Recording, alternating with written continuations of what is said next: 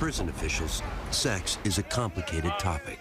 I don't think you really crack down on homosexuality. You can't stop it. You can prevent it from happening openly.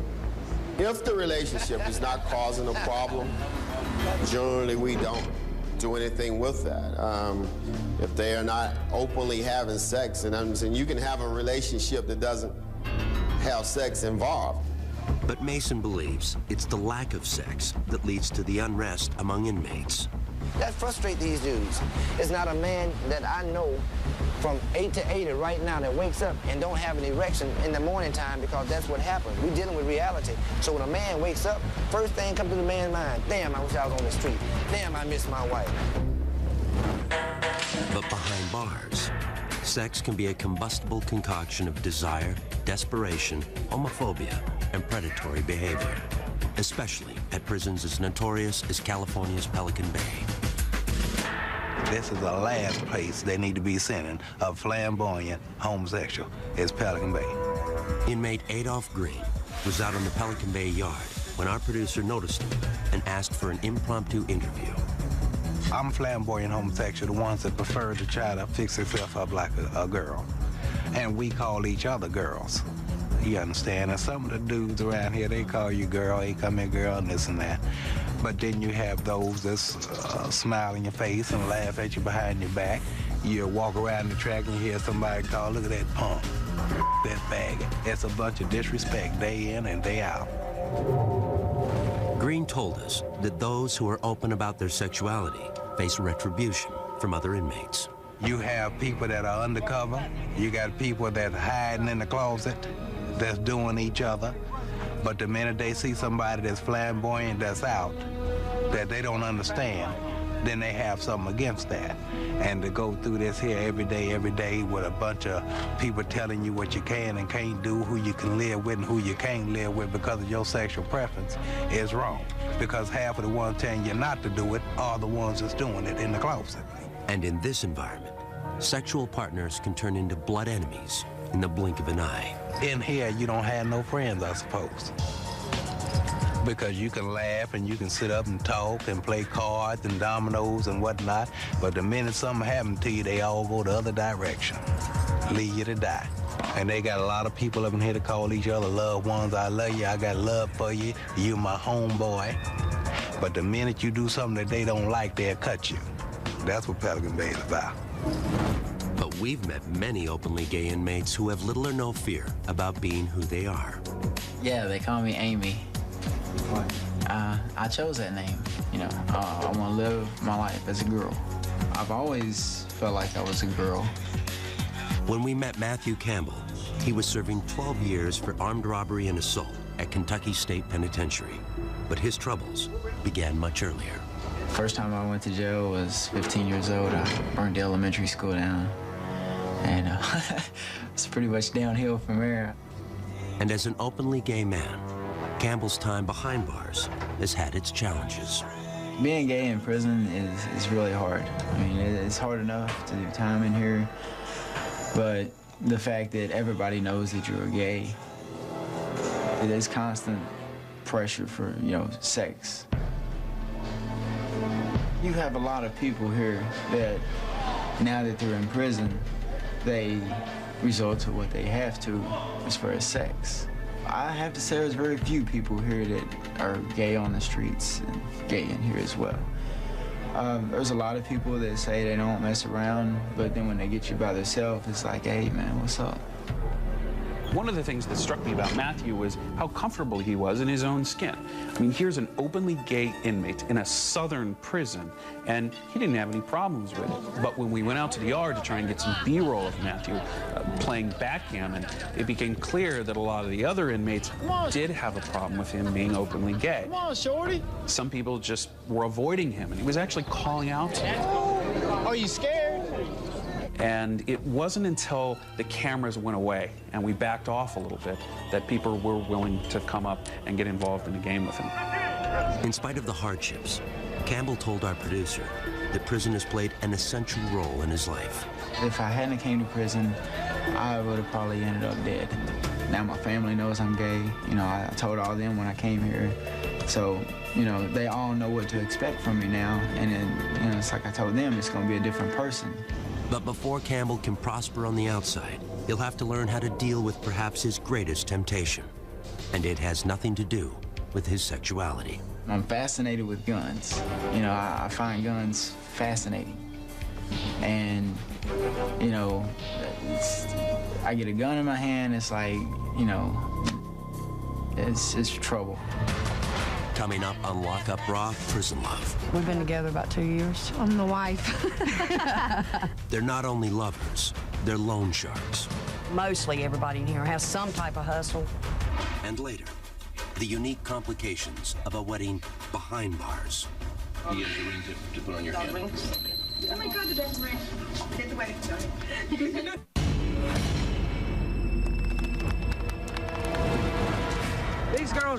These girls right here is my homies. And damn right. Some of us been together here 4 years, some of us been together 5 years, some of us been together a long time on relationship, you see what I'm saying? If male inmates look for sex in secret, we found a different story when we visited the North Carolina Correctional Institution for Women. The female offender has a lot of needs, and part of that is to feel that someone cares about them. And that has a lot to do with them bonding. Because a lot of women have been abused, when the first time that they see somebody they think they care about them, they run to it. They don't take time to see if that person's really good for them or not. As a result, the prison places strict limits on intimate relationships. Ladies, y'all put some space in between y'all. It is a rule violation for inmates to have sex in prison. I love you! When we see it, then they are punished because of that. We can't have it. But we met one group of inmates willing to share their secrets for skirting the rules. They were led by Don Braswell, known around here as Heavy D. You mostly have 10-4s in here. Yeah, you very Somebody seldom that you get can. caught in the 10-4s is like another inmate. Like I say, Chelsea, man, 10-4 for me and my girlfriend, man, while I go in here. You know I'm what gonna I'm saying? fall out and have a seizure before So she's gonna fall out and have a seizure. It's just easy to get them to 10-4 for them. You can give them maybe 2 or 3 cigarettes or a pack of coffee, stand there and watch. And some police knows what you're doing, so they don't care. That's why I tell you, the police, you got some police that's down with inmates and some police that's against inmates. While some inmates sneak away for quick sex, others, like Kathy Phillips and Devin Gann, seek long-term relationships. We have a good relationship. We've been together about 2 years. And for a relationship in here, it's good. Known couples aren't usually housed together, but we manage to connect sometimes. Yeah, there's a way around everything. When we met them, Kathy was 42 years old and serving 14 to 17 years as a habitual felon, with multiple counts of forgery, larceny, and resisting officers. Devin was 25 years old and serving 9 to 12 years for second-degree murder. There was a man that I lived with. He was a drug dealer. It was a robbery gone bad, and he got killed, and I left the crime scene with the guy who killed him because it was a bad situation. But in prison, the two women seem to have discovered a comfort zone. You get in here and you don't have anybody, you don't have anything, so you just sort of cling to somebody. And women are more affectionate or whatever anyway, so it looks like normal couples on the streets, but it's all women. Some look like boys. So yeah, they shave their head and they walk around like a little boy. Yeah, they even hold themselves like there's something down there. But any relationship in prison involves towing the line. A new couple, it's like the staff sort of zone in on them, give them a hard time, but then after a while, it's like, you know, they just get used to seeing you as a couple and they sort of ease off. I mean, you can't, you know, kiss in front of them or do a sex act in front of them, but they're not on you for every little thing. I respect the staff, they got their job to do, so I don't cross that line. In spite of rules against it, Kathy and Devin appear to be a picture of domestic bliss. I'm the wife. We spend our money together. I shop and get our stuff and cook our food every day and make sure she has her stuff. We do everything together, everything. You know, so whatever she's involved in, I'm involved in. Yeah. That includes the family business. Kathy and Devin are not only lovers, they're loan sharks. Whatever you give them, they owe you double.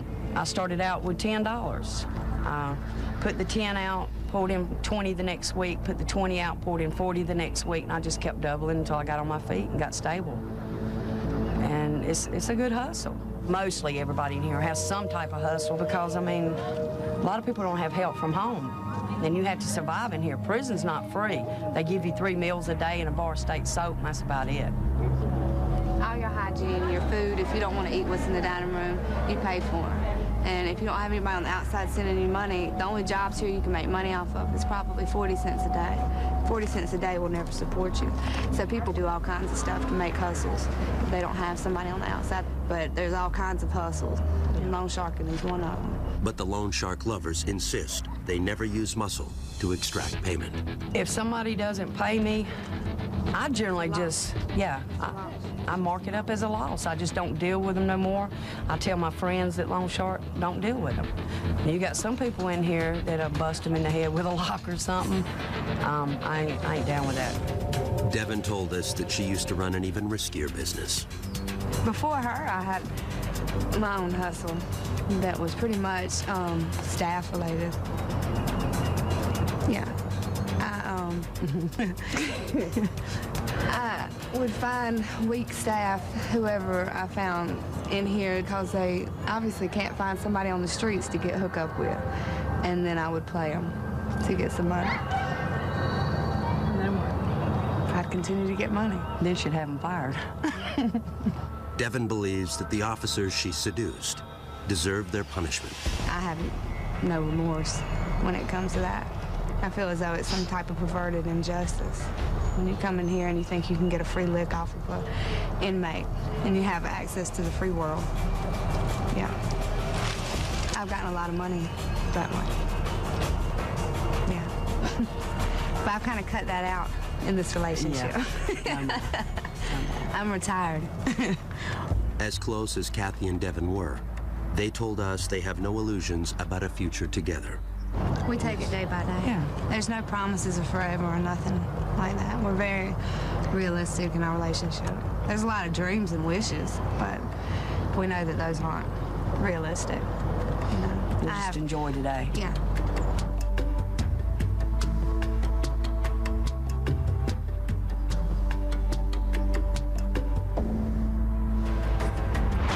Next on Lock Up Raw, Prison Love. I, Raul, take thee, Leticia. I, Raul, take thee, Leticia. Exchanging vows when the groom is locked up. And later, when visitation includes sex, emotions run high. We're gonna go ahead and let you take one of these things. I need both of those. You can't tell me that I can't use my personal hygiene for my body. I need both of those. Raul and Leticia. Today is a very special day for both of you, because today marks the beginning of your new lives together as one. Under the best of circumstances, marriage can be challenging, even more so when it begins behind the walls of one of the nation's most dangerous maximum security prisons. I can't even touch her or nothing, so you can't even consummate the marriage. The groom, Raul Vidal, has been in California's Pelican Bay State Prison since age 18. I was involved in gang, in the street gang, you know, drugs, violence, all that. We got into a shootout. There were 6 guys in the car they said I shot at. They were hit and all that, so they gave me 6 life terms for that. Because of his gang affiliation, Vidal is assigned to the secured housing unit, where contact visits are not permitted. Right now, here together, you stand free and apart from all other people in this world, because right now you stand within that charmed circle of your love together.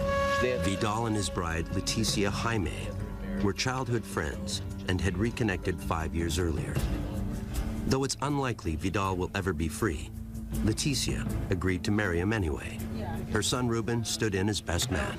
He has a ring to put on your hand. Okay. Oh my God, the dog ring.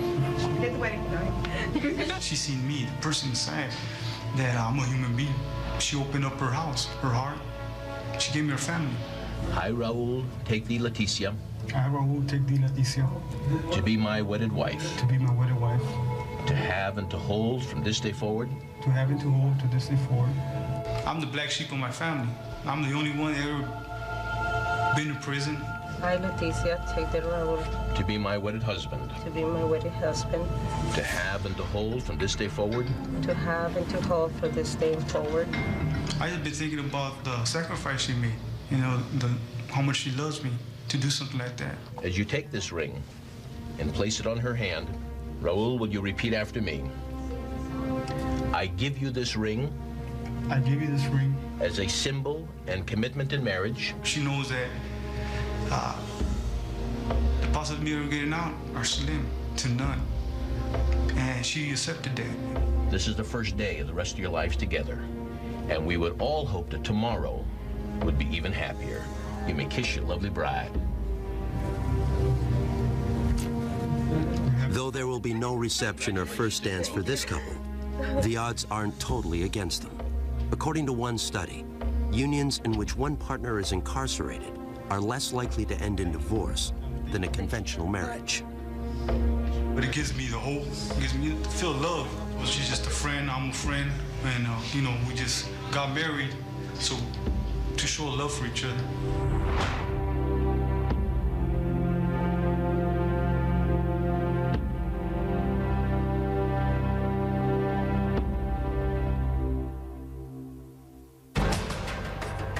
Next on Lock Up Raw, Prison Love. Just being cuddled up with a female makes you appreciate the little things in life. A rare night of physical intimacy for a convict and his wife. And later, I begin to hear people talk about, oh, she's got sentenced to death. She's gonna die for the crimes that she committed.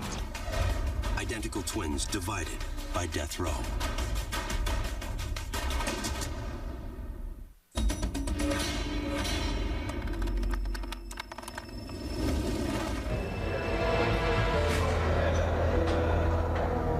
Prison inmates don't have a lot to look forward to, so visitations are a big deal.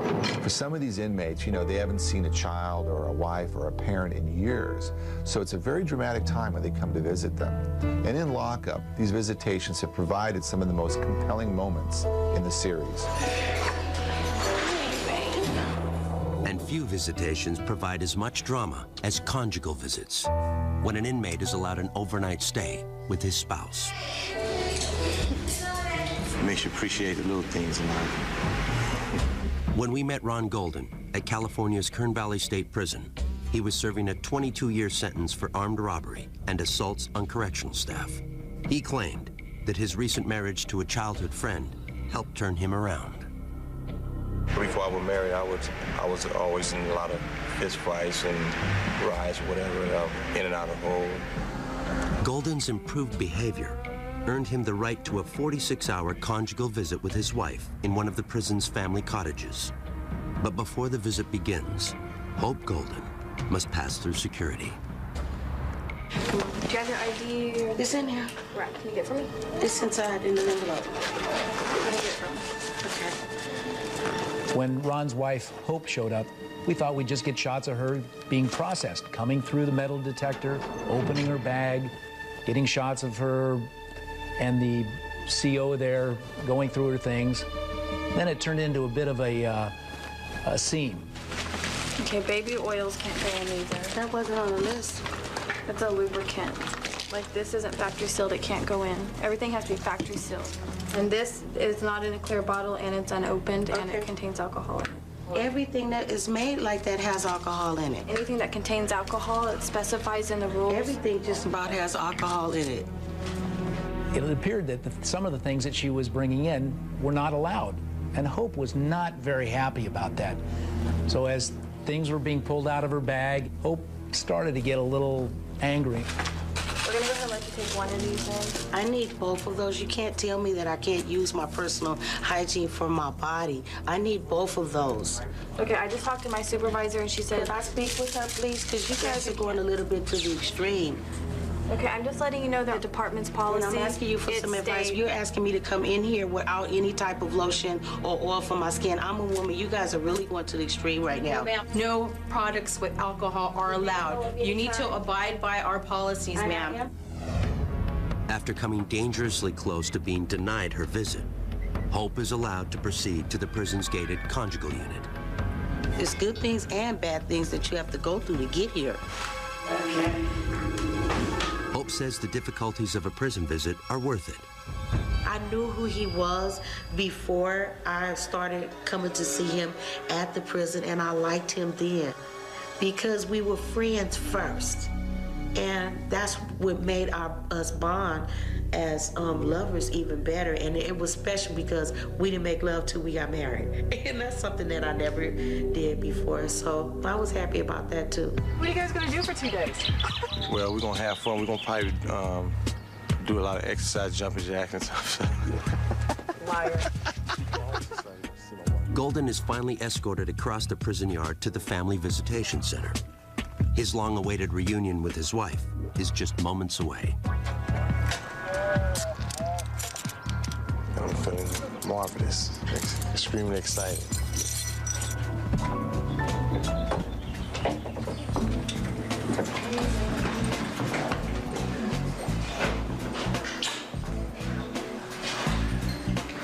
You nervous?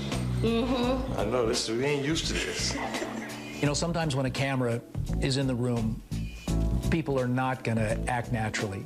And Ron and Hope both knew that we would be there for the beginning of the conjugal visit, certainly not during any part of the conjugal visit. Oh, the crew was real nice, very pleasant.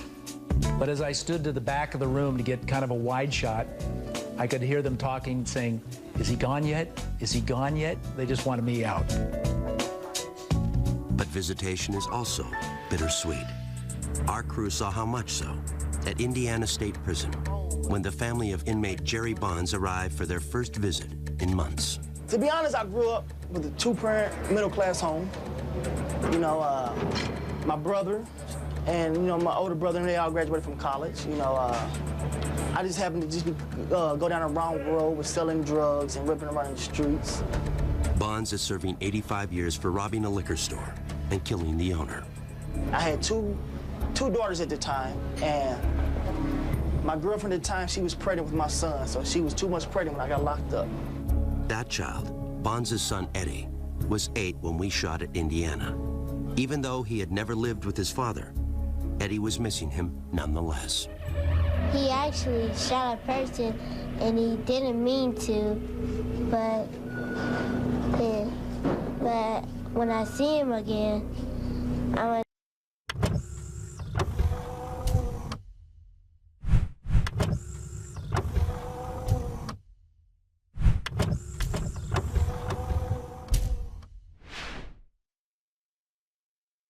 to live with them and be with them together so we can go to the park and the museum. His youngest son cries sometimes because he doesn't have his father around. And there's some things that he really needs to be in his life for. But Bonds has had a tough time following the rules in prison as well. His last infraction was for attempting to intimidate an officer. That, along with 3 urine tests that proved positive for marijuana, has cost Bonds visitation privileges with his family. He had only recently gotten them back, but with restrictions. So right now I'm on non-contact status. It's like through the phone and the glass. How did you react when your son told you that he wasn't going to have contact visits anymore?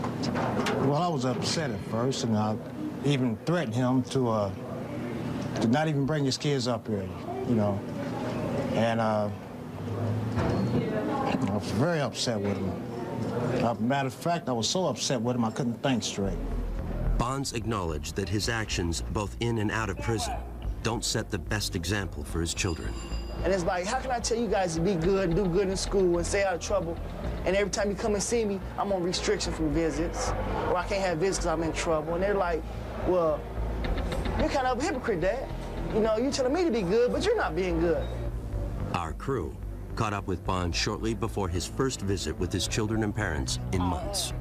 Your clothes are pressed, your boots look like shiny new. You want to look kind of spit because it is a special day.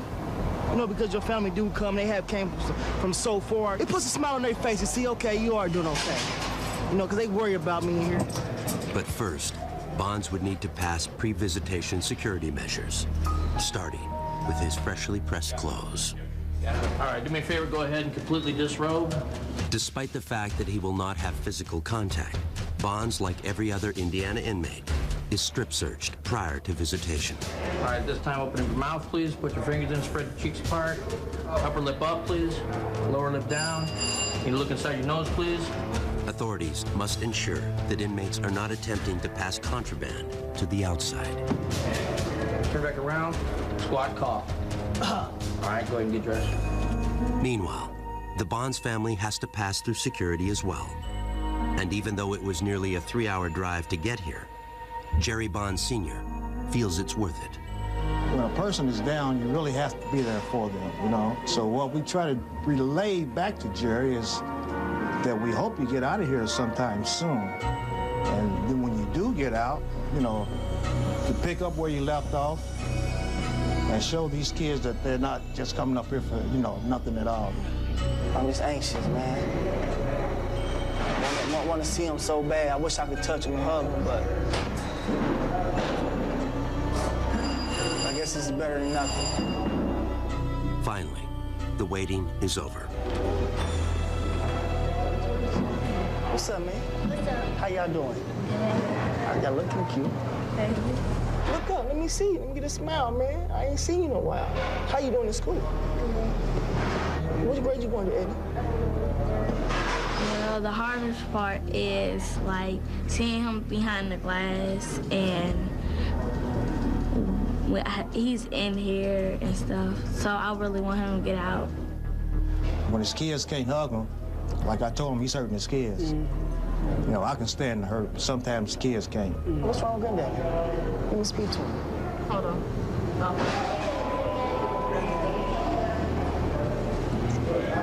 What's going on, man? Hey, what's happening, Dad? How you doing? Pretty good. Staying strong? Yes, sir. Yes, sir.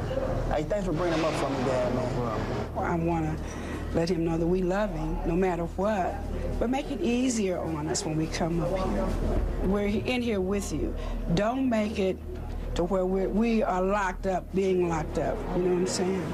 Hey, have I ever told you I loved you? Have I ever told you I loved you? I love you guys. And I'm sorry, okay? Would you guys forgive me?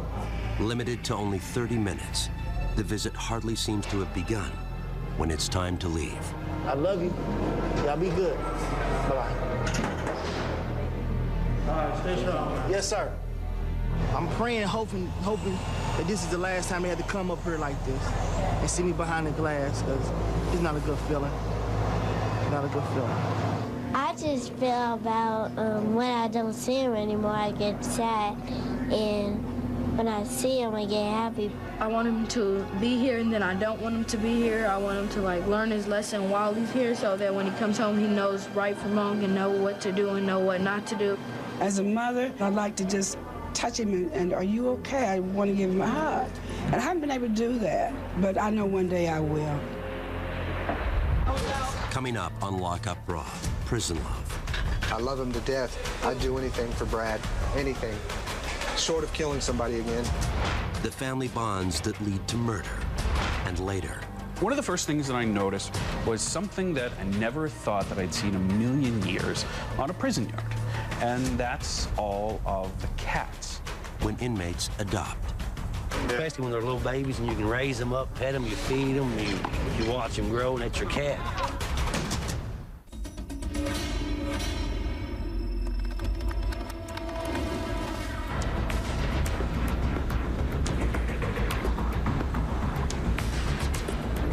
The bond one inmate might develop with another is often the only thing that helps them survive the bleak existence of a life behind bars. In some cases, those bonds have existed their entire lives. Over the years, lockup crews have discovered a surprising number of family members serving time together. But few have ever had to face the difficult circumstances that confronted Yvette and Doris Gay. Being on death row was like I needed to be with my sister. The identical twins, both convicted of murder for helping Yvette's former boyfriend carry out a triple homicide, were sent to the North Carolina Correctional Institution for Women. Doris got a life sentence. Yvette was condemned to die. She told us about her first day on death row. I began to hear hurls and insults when I first got in the gate. I began to hear people talk about, oh, she's got sentenced to death. Oh, she's gonna die for the crimes that she committed. Even though they were housed at the same prison, The women were prohibited from seeing one another. But occasionally, Doris would catch a fleeting glimpse of Yvette. I would go by the chapel, and I see my sister. She'll be in the window, you know, and I'll walk by with a group of ladies, and everybody would say, well, Doris, there's your sister. And I said, God, there she is. And I said, Lord, I wish she was out here, you know. And I hated to go by there just to see her, and it would hurt my heart, and I would ache. After 6 years of separation, Yvette's punishment was reduced to a life sentence, meaning she could leave death row and reunite with Doris. I was so excited for her, and she came and hugged me, and we were crying and kissing and hugging, and oh, it was just it was like a great reunion. I started crying. I got emotional, and I just began to praise God. Yeah. Though they can see each other on the yard, prison officials won't let the sisters share a cell for security reasons. They think we're the same person in the same dorm, the officers, and they get confused. It's interesting and kind of unusual for corrections because if you're not paying attention, you don't know who you're talking to. Is one of the reasons why we house them separately. Look how I look. Yeah, you look wonderful. You look wonderful. Yeah.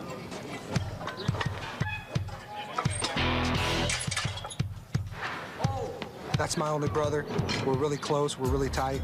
We eat together, we live together, we work together. Our visit to the Anamosa State Penitentiary in Iowa led us to another memorable pair of siblings, Michael and Brad Love, whose lifelong allegiance drove them to kill.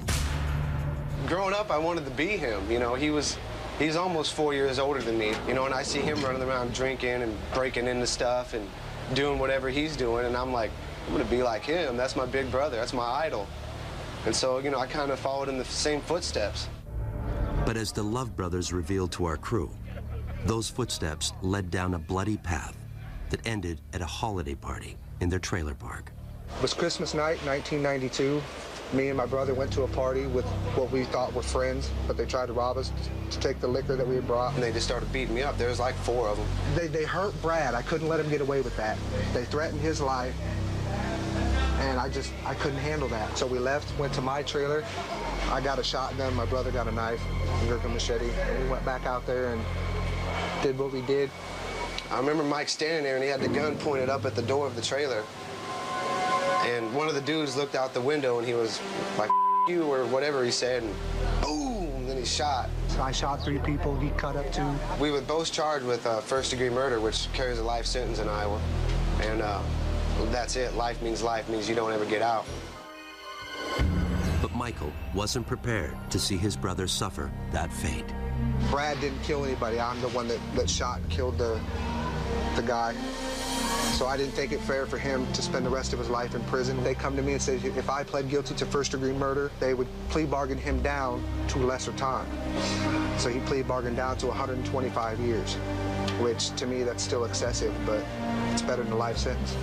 He gets to go home where I'll probably end up dying in prison. Does that make you feel? Makes me feel like a piece of really, man.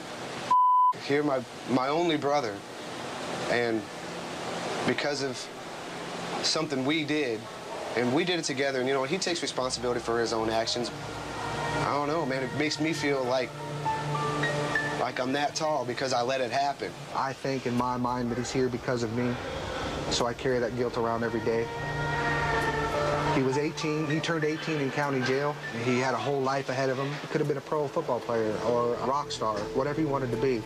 And I feel in my mind and my heart that I ruined that for him.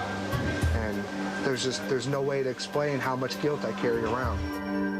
The Love brothers were initially incarcerated together at another Iowa prison.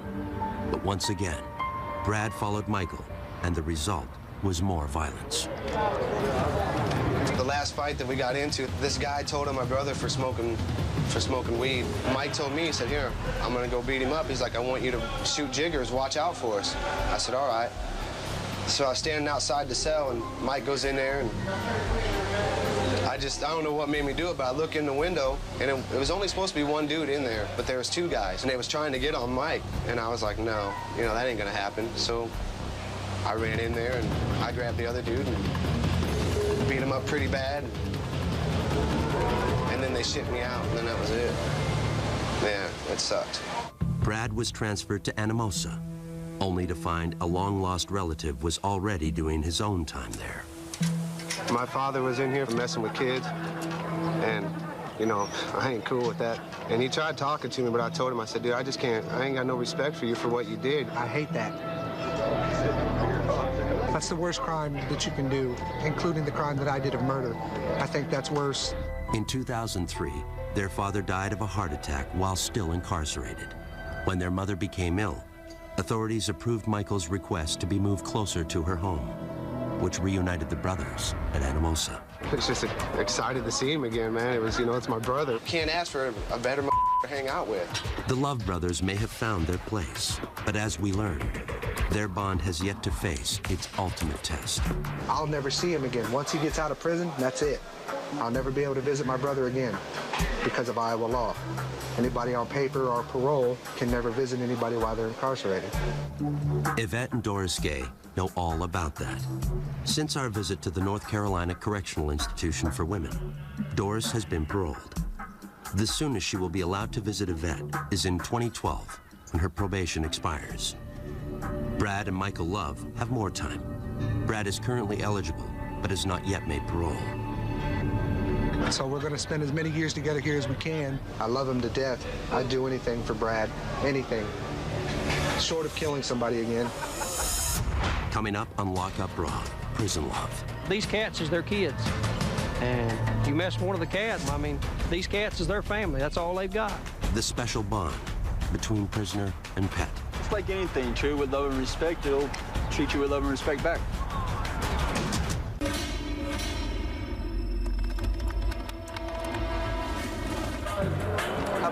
The social center of almost every prison is the yard. It's the rare space where inmates socialize, exercise, and occasionally fight to the death. But lockup crews have found that on some yards, even at dangerous maximum security institutions, inmates have found something to fill their hearts with love and nurturing, just not for each other. This is Bane. This is my buddy cousin, Ted. Nobody's family home cat I could see could be happier than these cats in here. One of the first things that I noticed when walking out of the yard in Kentucky was something that I never thought that I'd seen in a million years on a prison yard. And that's all of the cats. They were all over the place. Nobody remembers exactly when dozens of stray cats began to adopt Kentucky State Prison as their home. And as our crew discovered, the inmates were more than happy to adopt the cats as pets. Especially when they're little babies and you can raise them up, pet them, you feed them, you watch them grow, and that's your cat. They're like a kid. It was really amazing to see all of these felons, the guys that were in the state's maximum security penitentiary, with cats climbing all over them. They had them up on their shoulders, they were petting them constantly, and it was really interesting how the inmates had developed very, very nurturing relationships with these cats. We've got all kinds of cats, and you've got these guys here that these cats is their kids. And you mess with one of the cats, I mean, it's just like messing with my kids at home. I mean, these cats is their family. That's all they've got. And like any proud parent, the inmates shared photos of their favorite felines. We cat lovers up here. Now here comes one. This is a monster right here. People had specific cats, and if you didn't want anything to happen to that cat, the last thing you were going to do is commit an act of violence that would send you to segregation where you couldn't care for it anymore. So in this funny little way, the cats contributed to a lower level of violence on that yard. The vet comes once a month. You can buy dry food and medicine and toys and stuff like that. So guys work hard at their jobs to earn their money, and they'll spend it on... And sometimes their bet deals 60, 70, 80 bucks, takes everything they've got. Come on. Just give me some room.